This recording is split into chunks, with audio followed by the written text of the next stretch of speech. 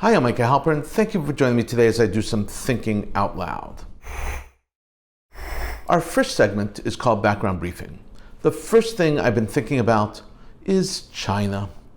And I must say that anyone not thinking about China is missing a critical component of influence in the world, and especially right now, in the Middle East. Palestinian President Mahmoud Abbas just wrapped up a multi-day state visit to China. Abbas's last trip to China was in 2017. What seems on the surface to be standard diplomatic behavior is anything but standard. With this visit, Abbas took a very large step, towards further enabling China to fulfill their ambitious plan to become a significant player in the Middle East. In true Chinese fashion, one of their objectives is becoming the Middle East player is to wrestle away Western influence from the region. Minimizing the West gives Chinese leadership great pleasure. Cementing relations with the Palestinian Authority, siding with the Palestinians on issues, in effect elbows the United States out of the Middle East. And despite a very impressive trade relationship between China and Israel, in areas of technology, biomed, science, and trade, it signals that in other matters, China will side with the Palestinians. Beijing wants to be the central force managing talks between Palestinians and Israel. But what China has no interest in doing in order to achieve that lofty objective is to maintain an air of impartiality. Like the president of the Palestinian Authority, the last time an Israeli prime minister was invited for a state visit to China was in 2017. 6 years later, in 2023, it is only Abbas, not Netanyahu, who was invited back. President Abbas's visit to Beijing comes on the coattails of a Chinese success managing to bridge the gap, a chasm between Iran and Saudi Arabia, once thought to be as an impossible dream. The deal Beijing brokered has now culminated in the opening of embassies and the exchanging of ambassadors between these two traditional rivals. Their conflict dates back hundreds of years. Each represents contrary understandings of true Islam. Each views the other as a heretic. Iran and Saudi Arabia are respective leaders of the Shiite-Sunni split. Enemies to the core who would for centuries stab each other in the back, literally and figuratively, they are now diplomatically allied. And in 1979, when the Islamic Revolution in Iran resulted in the ousting of the Western-oriented Shah of Iran, the division between the two countries became even more dramatic. For the next 40 years, in regional conflict after regional conflict, Iran and Saudi Arabia were on opposite sides and opposing sides of every conflict. China's desire to become a big player in the Middle East has been building. The Chinese have been methodically wooing the Palestinian Authority. When China and Saudi Arabia, let's say, convened a summit in December of 2022, Palestinian President Mahmoud Abbas was invited. The invite was not proffered because the ailing octogenarian leader of the Palestinians had great diplomatic insight to offer China and Saudi Arabia. He was invited because China wanted to let the Saudis and the Palestinians in on their intentions. They wanted to telegraph to the region, to everyone around, that China, was sitting in the driver's seat. For Abbas's visit to Beijing, the Chinese Foreign Ministry expertly crafted a message which showcased their intentions. Their statement announced that Abbas is, quote, the first Arab head of state to be hosted by China this year. This speaks volumes about the high-level friendly relations between China and Palestine. China will continue to work with their international community for a comprehensive, just, and enduring solution to the Palestinian question at an early date, unquote. Very simple, immensely significant. Chinese Foreign Minister Qin Gang added, and I'm quoting again, China supports the resumption of peace talks between Palestine and Israel as soon as possible on the basis of the two-state solution. and is willing to play an active role in this regard. Again, simple and even more significant. In what appeared to be two out of the blue, back-to-back phone calls in April, Quinn, the Chinese foreign minister, spoke with both Israel's foreign minister Eli Cohen and Palestine's minister of foreign affairs and expatriates, Riyad al-Maliki. Quinn told both men, separately, that China was concerned about the escalating tensions between Israel and the Palestinians. And China's foreign minister had urged both of them to resume peace talks toward a two-state solution. To Israel's foreign minister, Quinn said, "It's never too late to do the right thing. China encourages Israel and Palestine to show political courage and take a step towards and forward to resume peace talks. And China is ready to facilitate efforts in this direction." Unquote. The West cannot underestimate the impact of China's involvement in the region itself. The Chinese understand the value of their investment. They know that despite the momentum and the success of the Abraham Accords, there is still deep resentment towards Israel.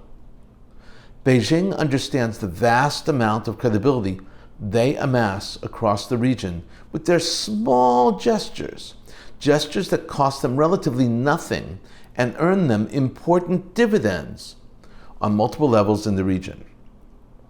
And as a bonus, they're hurting the United States. While China fully realizes that their actions hurt Israel, Beijing has calculated that, regardless of the political machinations, Israel still needs and wants trade with China. Their calculation is probably sound, they're probably right. What China does not fully understand is the complexity of the Israeli-Palestinian conflict. Like many in Europe, the Chinese believe that the boundaries of the 1967 Six Days War should be the framework for any deal. They envision Jerusalem as the capital of the Palestinian state. If it were that simple, and I mind you say that again, if it were that simple, peace between Israel and the Palestinians would have been forged long ago. Treaties signed and everyone living in peace. If it were so simple, it would have happened already. Coming up next, Points of View. First up is a column from Ynet written by Ben-Dror Yamini, one of my favorites. This column was published on June 9th, 2023. The column is entitled The Academy of Hate, subtitled Opinion, the Racist Hate-Filled Keynote Address to CUNY Law School Graduates by an anti-Israel activist may be nothing new, but it also distills all that is wrong with progressive circles in the Western world today. In this essay, Ben-Dror Yamini lays out the most troubling aspects of the visceral and pervasive hatred towards Jews and Israel found on campuses throughout America.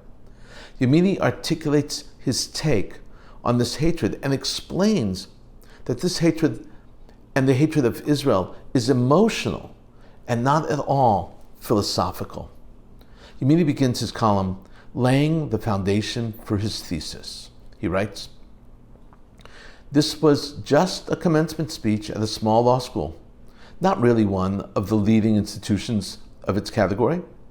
Another run-of-the-mill speech that expresses the new American spirit that is taking over more and more circles in the academia of the world's most powerful nation and Western academia as a whole.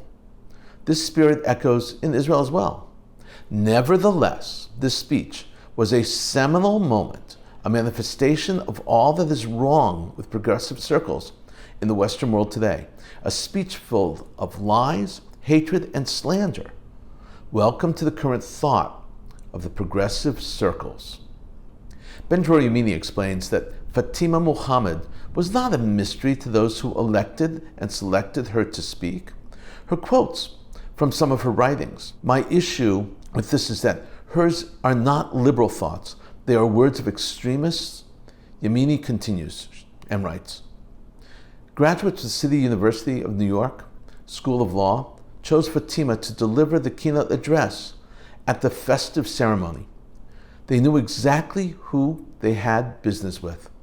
She was not chosen despite her beliefs. She was chosen because of her beliefs. And above all else, she hates the United States, which granted her asylum. She wrote, I pray upon the death of the United States of America.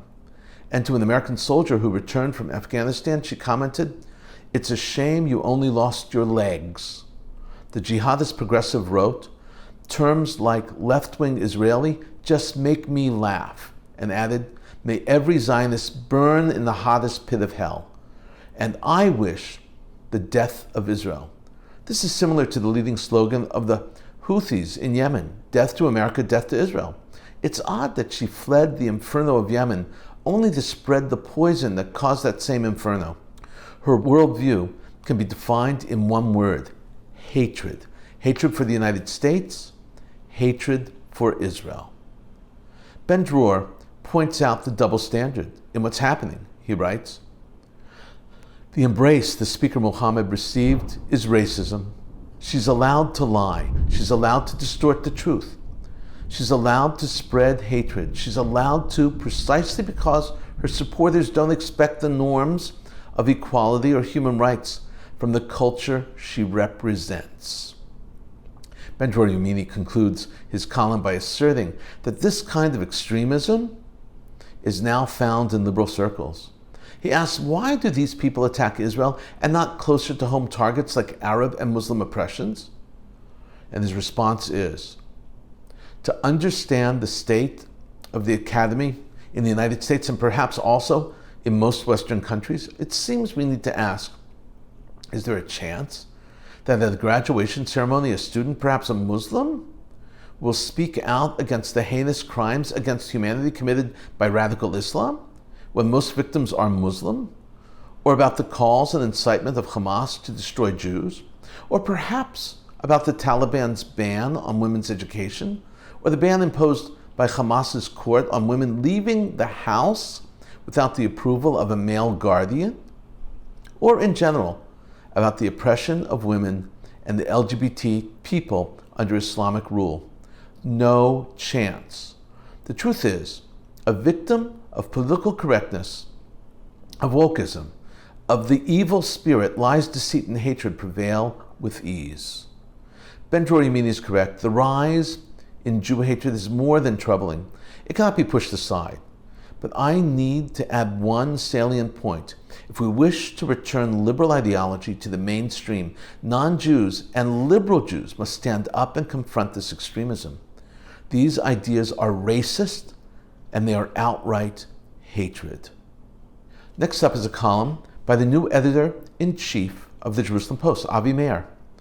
His column was published on June 15, 2023, and he chose to write about the spectacular story of Israel's under-20 soccer team winning bronze in the World Cup. It was a quintessential Cinderella story, Israeli style. Avi Meir begins his column with humor. He writes, "It's one of the best comedic moments in the 1980s cult film Airplane. A flight attendant, played by Julie Haggerty, is walking down the aisle offering passengers reading material. She stops next to an elderly woman and asks if she'd like something to read. 'Do you have anything light?' the woman asks. The attendant reaches into a pile of heavy folders she's carrying and takes out a piece of paper no bigger than a postcard. 'How about this leaflet? Famous Jewish sports legends,' she offers. One is reminded of the old Yiddish joke. If you see a Jew with a dog, either the Jew isn't much of a Jew or the dog isn't much of a dog. If you encounter a Jewish sportsman, the conventional wisdom goes either the Jew isn't much of a Jew or the sport isn't much of a sport. What ought we make then of Israel's under-20 soccer team, which stunned the world by winning a game after game after game in its recent FIFA under-20 World Cup debut, getting as far as the semifinal before falling to Uruguay, and going on to beat South Korea for a historic third-place finish. It had all the hallmarks of the Cinderella story. Most people who don't realize that this story had its start as part of a huge controversy. And Meir gives us the backstory of this controversy, and he writes, Israel's qualification put original 2023 World Cup host Indonesia in a bind. The Muslim majority, soccer-crazed country which does not have diplomatic relations with Israel, had won its bid to host the championship back in 2019 when officials recently said it had no reason to believe the Jewish state would qualify. As the event drew closer, the voices calling on the Indonesian government to refuse to host the Israelis intensified. Protests took to the streets, and the country's president was forced to deliver a televised address in which he reaffirmed his government's support for the Palestinian cause, but pleaded with his fellow countrymen not to mix sports and politics. It didn't work. The governor of Bali, one of the provinces that were to have hosted the tournament, declared his opposition to the presence of the Israeli team and demanded that it be banned from competing. FIFA consequently announced that Indonesia would be stripped of the right to host the event, and after a whirlwind bidding process, it was awarded to Argentina. And you know what happened? Israel took bronze in a 3-1 victory over South Korea. It was truly impressive. The Israeli team arrived in Israel in the middle of the night to heroes welcome. Mayor writes this. The Israeli teams landed in Tel Aviv Ben Gurion's airport in the wee hours of Wednesday morning, with bronze medals hanging from their necks, and were greeted at the airport's VIP terminal by a gaggle of family members and well-wishers and media. There were no Jews and Arabs on this team, said head coach Ophir Chaim. There's only one big united family. If only we would learn to live in such brotherhood and peace in our country. Mayor concludes by explaining how important these events are to Israel as a society. They unify Israel. In his words, sports are a valuable source of national prestige and pride. Observers around the world are marveling at the Israeli under-20 team's spectacular success in Argentina, and we Israelis are justifiably gratified. But for Israel to replicate and build on that success and on the remarkable achievements of its athletes in a range of sports, it will need to make funding for sports a priority.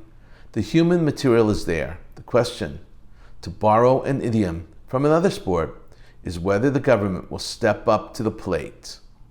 Or the quote, TV's Ted Lasso, I do love a locker room. Smells like potential. This is an excellent piece. A fun piece, a patriotic piece. Coming up, commentary through cartoons, where pictures tell the story. I want to show you 6 cartoons and memes and headlines today. First up is a meme about how dramatically things have changed over the years. And it's important to recognize that things have changed dramatically, especially our fun and our play, and the way in which we used to play in the schoolyard, in the playgrounds. The very fun and great playground monkey bars, you remember them, that we grew up with, are hard to find today. And if you do find a set of them, it's usually very well padded and well protected. We laugh at the difference. This meme reads, kids today are soft. I died once when I was 5, and my mom made me walk it off. That's hilarious. This next meme is a meme that's also very funny. These crossing signs are really hilarious. They have the craziest artwork.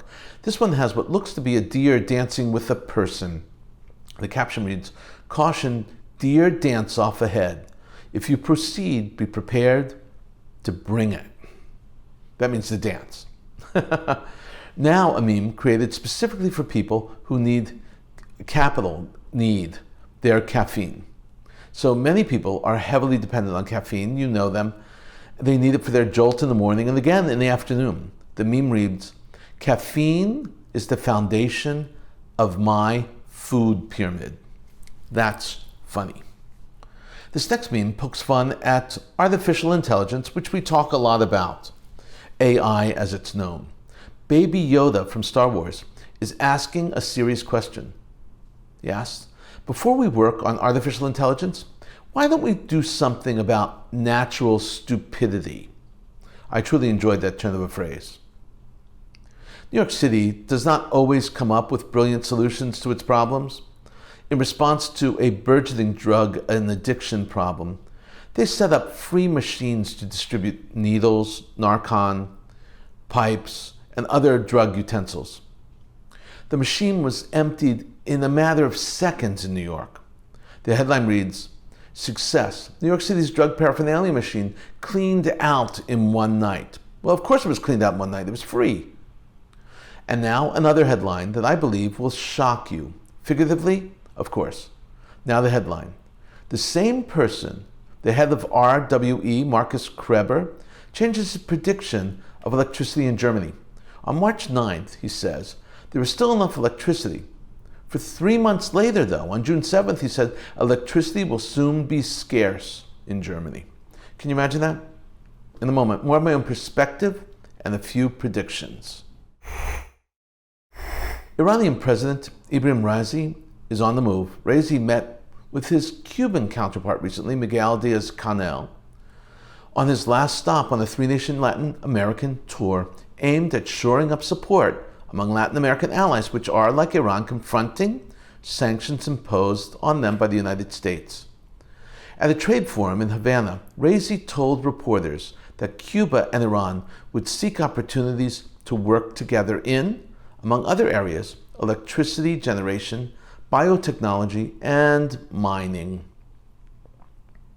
The United States and Iran are once again involved in talks, and once again, the United States is asking Iran to take steps to de-escalate tensions. Those steps would include curbing their nuclear program and halting actions that destabilize the region. State Department spokesperson Matthew Miller indicated to reporters that Washington continues to use diplomatic engagements to pursue goals with Iran in coordination with Western allies and partners. That includes, by the way, Israel.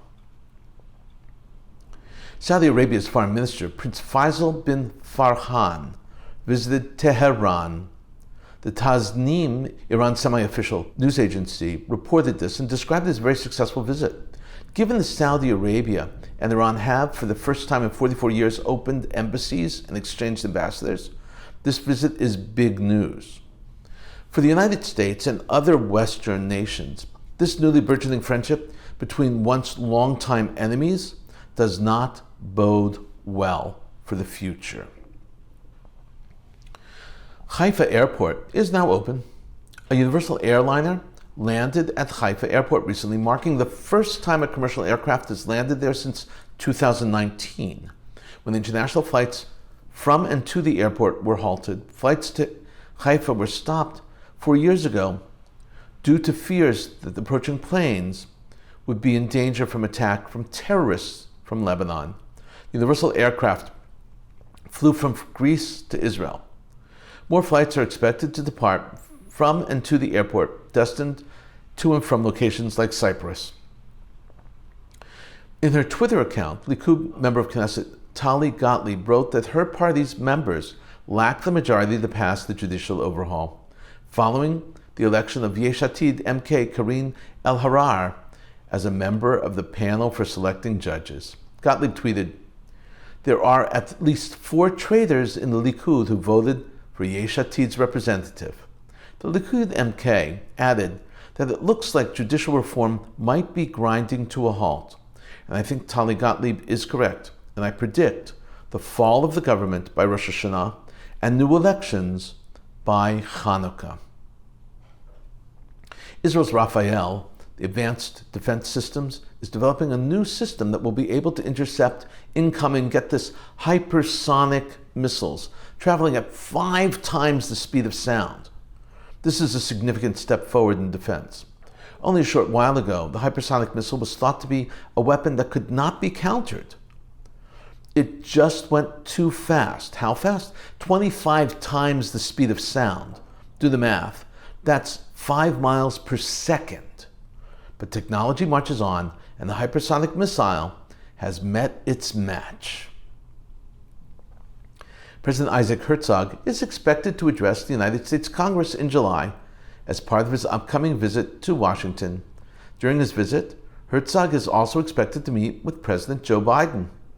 The visit between the President of the United States and the President of Israel, while pro forma in many ways, is another blow to Israeli Prime Minister Bibi Netanyahu, who is still cooling his proverbial heels and awaiting an invitation from his one-time friend, Joe Biden.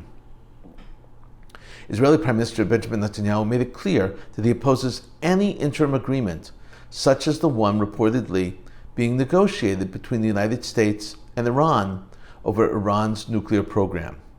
Netanyahu made his comments after reports in the Israeli media about understandings that are being reached between Washington and Tehran that would somewhat seek to hold back Iran's nuclear program in exchange for sanctions relief.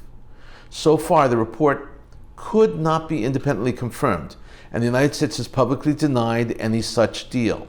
Nevertheless, Netanyahu has said that Israel had informed the United States that, and I'm quoting here, the most limited understandings, what are termed mini agreements, do not, in our view, serve the goal, and we are opposed to them as well. Israeli officials believe that some understandings have already been reached, and that they are limited enrichment, and some funds have already been unfrozen.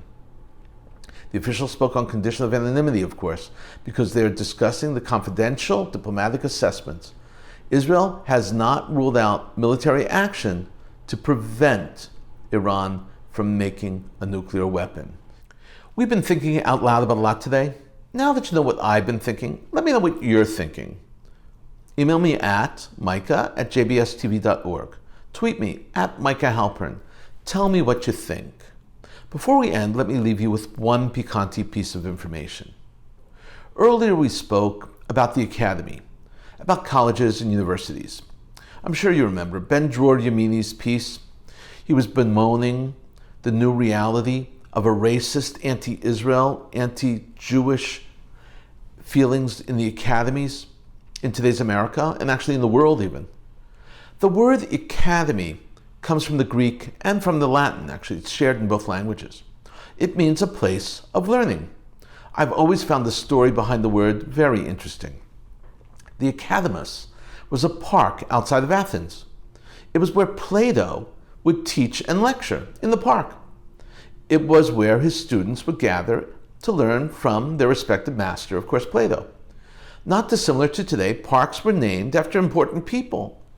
Academus was an Attic hero from Homer's Odyssey. Attic means from the area of Attic, which is situated outside of Athens. So in essence, the academy was the park where Plato taught. In Judaism, that place, a place where people come to learn and where we teach, is called Beit Midrash. The word synagogue comes from the Greek also. It's a Greek word. It means a place where people gather and come together. It's an exact translation of the Hebrew words Beit Knesset. Now it becomes very interesting, or even more interesting. Another common word for synagogue is Beit Knesset is shul. Shul is a Yiddish word. Shul comes from the High German Schule, which means a school in English. Parenthetically, it's also the very same word in Greek and in Latin also. Our word shul is actually derived from the word school, which means and makes it a synagogue, a Beit Knesset, a school, and an academy all together. That's interesting. Thank you for thinking out loud with me, Micah Halpern. Let's think out loud again next week on JBS.